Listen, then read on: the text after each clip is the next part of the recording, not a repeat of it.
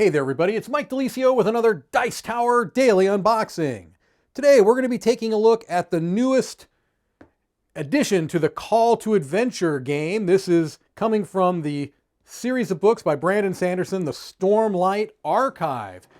So Call to Adventure is a storytelling type of a game where you've got these runes that are cast and they're kind of a randomizer, much like dice would be.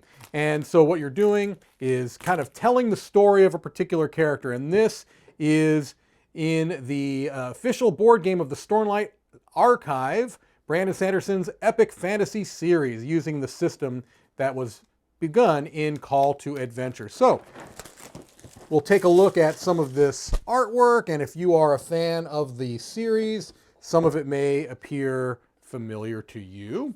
Here's our rule book. And potentially, I'm not sure if this adds any different rules. It may add a couple of different mechanics, but I'm sure it's going to be very similar to the Call to Adventure system, and it sure looks to be here, where you've got your 3 acts of story decks and your runes that you would cast to help you complete challenges. Here are your attempting challenges, hero and anti-hero cards. All of this is familiar to me as someone who's only played the base game. Core runes and dark runes, you've got allies, story icons, radiant icons, and then you've got solo and co-op play as well, and our glossary here. Okay, so yeah, it looks to be very similar to the base game. All right, we've got a little bit of background information from the Stormlight Archive. Here are some cardboard tokens. All right. Some player boards here. Okay. Our runes got a little bit knocked around, but you can kind of get a sense. So this little tray comes out, and you use these pieces to cast, basically throw them and see what comes up to allow you to attempt and complete different challenges. You can probably get a sense for the type of material just off the sound that they're making. All right, got our little score sheet here and a number of cards. Let's look at the standard size cards first, then we'll look at the large tarot style cards afterwards. And it's primarily a card-based game. Again, if you are a fan of the novels, much of this may look familiar to you and may have some relevance to you that someone like myself who has not read the novels would not necessarily catch.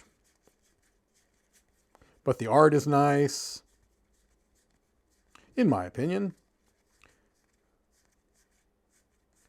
Okay, good.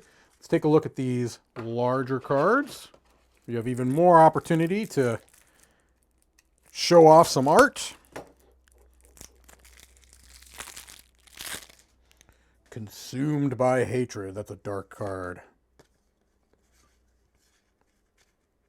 Okay. Cards where you're trying to complete challenges and add to your storyline for your character.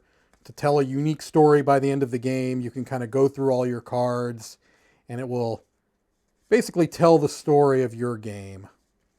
You can add in a bit of role playing and kind of beef up that story. And in this particular version, I imagine if you are familiar with, again, the novels, you would have a little bit more of a context for that.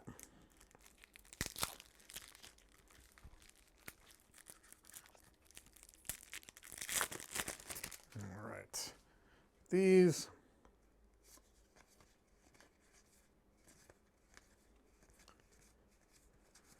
Okay, just nice large tarot cards.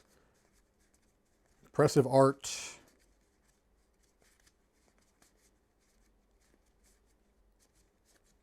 All right, got some allies in here as well, you can see.